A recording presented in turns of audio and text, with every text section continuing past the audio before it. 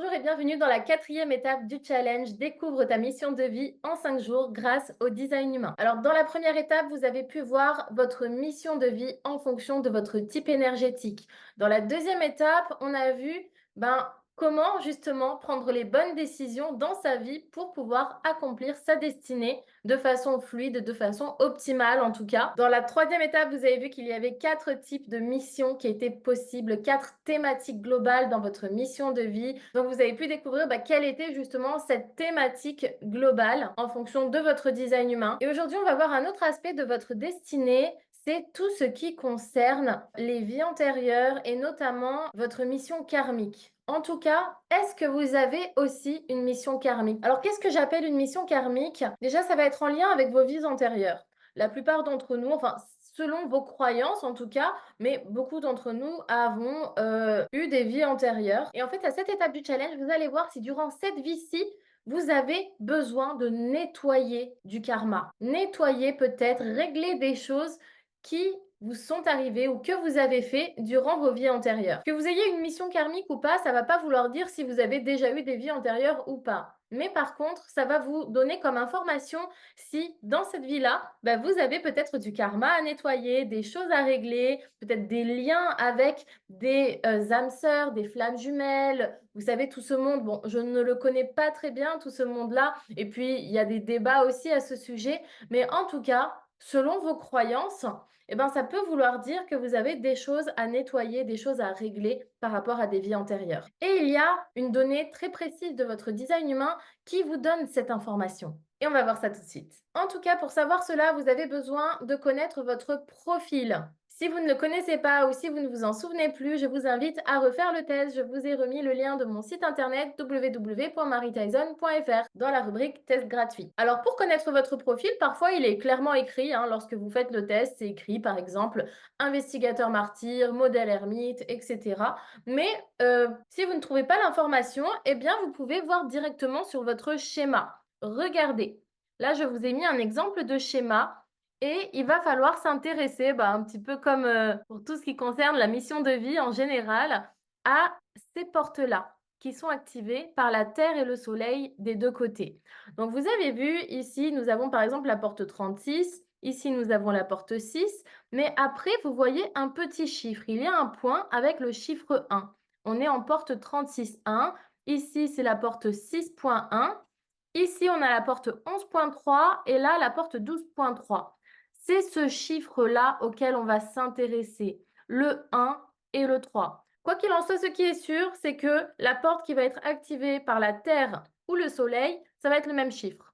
Là, vous avez vu, il y a le 1 en haut et en bas. Là aussi, il y a le 3 en haut et en bas. C'est toujours le même chiffre à ce niveau-là. C'est tout à fait normal et c'est justement les chiffres de votre profil. Là, on est sur le profil 1, 3. Alors attention, l'ordre, il est très important. On commence toujours par le chiffre en noir, le chiffre de la personnalité, et le deuxième chiffre, c'est toujours le chiffre en rouge, le chiffre du design. Le chiffre en noir, c'est le plus conscient, le chiffre en rouge, c'est le moins conscient en général. Donc ici, nous avons un profil 1, 3.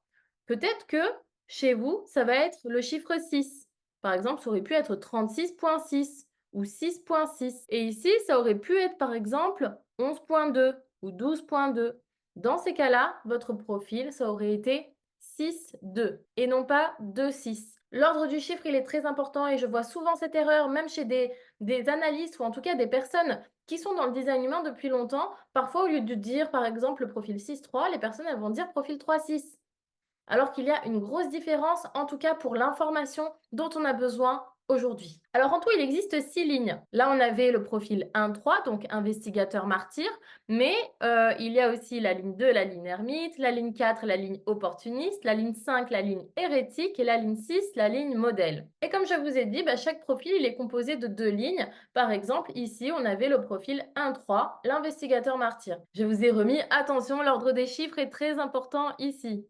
Parce que c'est vraiment ça qui va vous donner l'information de si vous avez justement une destinée personnelle ou une destinée transpersonnelle, si vous êtes plutôt un nettoyeur de karma ou si vous êtes un créateur de karma. Alors oui, pour information, si vous voulez en savoir plus sur votre profil, parce que là, on va vraiment se focaliser sur le fait de si vous avez une mission karmique ou non en fonction du profil. Mais si vous voulez en savoir plus, sachez que j'ai fait une vidéo pour chaque ligne de profil. Normalement, je vais vous mettre les liens sur le canal Telegram. Si vous voyez cette vidéo sur YouTube, mettez votre profil en commentaire ou regardez directement sur ma chaîne YouTube la vidéo qui concerne votre ligne de profil, mais j'en ai fait une pour chacune des 6 lignes. En tout, il existe 12 profils, donc investigateur martyr, investigateur opportuniste, etc., etc. Le vôtre, il fait obligatoirement partie de l'un de ces 12 profils. Mais maintenant, on va regarder si votre profil a une mission karmique ou non. Alors, si votre profil, il fait partie de ceux-là, donc l'investigateur martyr, l'investigateur opportuniste, le profil 2-4, 2-5, 3-5, 3-6 ou 4-6, là, vous êtes plutôt un créateur de karma et on est les plus nombreux. Moi, je fais partie des destins personnels, hein, je suis investigateur martyr et en fait, là, ça veut dire qu'on n'a pas vraiment de mission karmique. Là, ça veut dire que oui, on a peut-être des vies antérieures, peut-être qu'on en a même énormément, mais que dans cette vie-là, ici, sur Terre, dans cette vie, dans cette incarnation, on n'est pas ici pour nettoyer du karma, pour régler des choses karmiques, pour régler des choses avec des âmes sœurs, des flammes jumelles, etc., etc. Il n'y a pas forcément cette thématique-là. On est là pour profiter de la life sans se prendre la tête, il n'y a pas de souci. Là, il y a l'opportuniste investigateur, le profil 4.1. On est sur une destinée fixe. Alors là, c'est un profil qui est très rare. C'est ni un créateur de karma, ni un nettoyeur de karma. On ne va pas rentrer dans les détails, mais en gros, si vous faites partie des opportunistes investigateurs, vous allez voir la 5e étape dans laquelle on va parler des 4 piliers de votre croix d'incarnation. Eh bien, la porte qui va être activée par le soleil conscient, ici par exemple, c'est la porte 36, va être très importante pour vous. Donc, souvenez-vous de cette information-là. Quand on va parler des 4 piliers, eh bien, la porte activée par le soleil conscient, c'est vraiment votre thématique principale. Et si vous vous éloignez de cette direction-là, il risque d'y avoir du remue-ménage dans votre vie. Maintenant, on va s'intéresser aux 4 derniers profils, le 5.1, le 5.2, le 6.2 et le 6.3. Là, si vous faites partie de ces 4 profils, eh bien, ça veut dire que vous avez une véritable mission karmique dans votre vie actuelle. Alors, quand je dis une mission karmique, ça ne va pas forcément être quelque chose de lourd, de gros, de très lourd à nettoyer. Ça dépend. Des fois, oui, des fois, non. Des fois, peut-être que votre mission karmique, elle va juste se résoudre par, je ne sais pas, quelqu'un va faire tomber une pièce de monnaie par terre au supermarché, vous allez la ramasser et hop, c'est réglé. Ça peut être simple comme bonjour. Tout comme ça peut être un petit peu plus compliqué aussi. Donc, ne vous dites pas, oh là là, mon Dieu, j'ai une mission karmique dans ma mission de vie, c'est terrible, tout ça. Ça l'est pas forcément, prenez-le quand même avec légèreté. Mais en tout cas, il est fort possible, si vous faites partie de ces 4 profils, que vous ayez des relations d'âme sœur avec les autres, qu'il y ait vraiment des relations, par exemple, avec des personnes que vous fréquentez depuis plusieurs vies. C'est comme s'il y avait toute une histoire derrière. Et ce que vous allez créer dans cette vie-là, eh bien, ça peut peut-être résoudre justement des choses de vos vies antérieures. Alors moi, par exemple, je suis investigateur martyr et pour le coup, j'ai été très étonnée parce que moi, j'ai toujours été persuadée que j'avais des vies antérieures très lourdes, qui avaient un gros impact dans ma vie actuelle et qu'il fallait que je nettoie ça. Et j'ai beaucoup investigué sur le sujet. Je suis même allée voir une psychologue qui est spécialisée dans les problématiques transgénérationnelles et karmiques. Et je suis arrivée en lui disant bonjour, aidez-moi, je crois que j'ai des vies antérieures très lourdes, j'ai l'impression que j'ai des choses à résoudre et je viens pour que vous m'aidiez. Et c'est vrai que elle s'est beaucoup intéressée à chaque fois à mes problématiques plutôt transgénérationnelles. Elle m'a dit oui, oui, vos vies antérieures, il y a eu ça, ça, ça, mais à chaque fois elle revenait aux problématiques transgénérationnelles et pas les problématiques karmiques. Du coup, moi j'étais un peu frustrée parce qu'à la base, moi j'étais venue pour tout ce qui était vie antérieure, pas forcément pour mes histoires transgénérationnelles.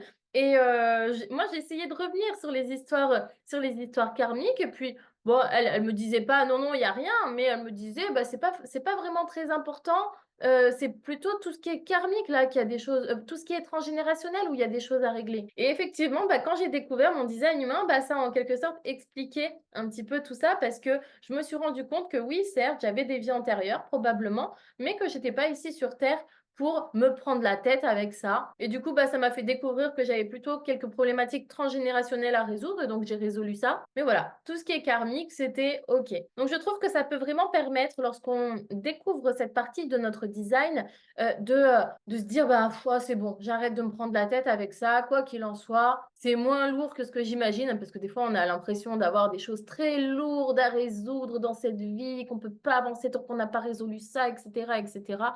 Alors qu'en fait, ben, on se met ce blocage, cet auto-sabotage tout seul finalement. Donc voilà, en conclusion, quoi qu'il en soit, comme d'habitude, le plus important, c'est de respecter ta stratégie et ton autorité intérieure, même avec un profil transpersonnel, hein. C'est pas parce que vous avez une mission karmique que vous devez vous dire: «Je suis là pour aider les autres, j'ai des choses karmiques à résoudre, il faut que j'aide les gens, même si ça ne me fait pas plaisir». Non, le plus important, c'est votre autorité intérieure, et c'est votre autorité intérieure et votre stratégie qui vont vous permettre aussi, bah, de résoudre peut-être, de nettoyer certains karmas. C'est pas forcément quelque chose de désagréable, loin de là. En tout cas, je vous invite vraiment à nous dire en commentaire si vous avez une destinée karmique ou non, et comment vous sentez vis-à-vis de cette information. Ça m'intéresse vraiment de savoir, bah, ce que vous en pensez, ce que vous ressentez. Dites-le en commentaire, que ce soit sur Telegram ou sur YouTube. Si vous avez des questions, je vous invite également à les poser. Je réponds à tout le monde. En tout cas, j'essaye. Et la prochaine et dernière étape de ce challenge, qui est aussi très intéressante, ça va être les 4 piliers qui t'accompagnent durant ta mission de vie. Donc, je pense que ça va vous plaire aussi. Et d'ailleurs, je vous invite à nous dire en commentaire ce que vous pensez pour le moment de ce challenge, si vous apportez des informations. En tout cas, si jusqu'à présent ça vous plaît. Voilà, comme d'habitude, je vous remets la petite page avec, bah, les informations, le site internet, la page Instagram, la page Facebook, la page YouTube et mon adresse mail s'il y a quoi que ce soit. Alors, pour toutes les questions urgentes ou autres, sachez que là où je réponds le plus rapidement en général, c'est sur Instagram. Mon adresse mail, j'ai besoin absolument d'être sur mon ordinateur pour y répondre. Donc, ça va être plutôt pour des choses formelles, sérieuses, ou en tout cas des questions importantes peut-être, mais qui ne sont pas forcément urgentes. Pour les choses urgentes, c'est plutôt sur Insta, c'est là où je suis le plus active, parce que je suis tout le temps dessus sur mon téléphone. Voilà, j'espère que cette vidéo vous a plu, et je vous dis à demain pour la 5e et dernière étape de ce challenge.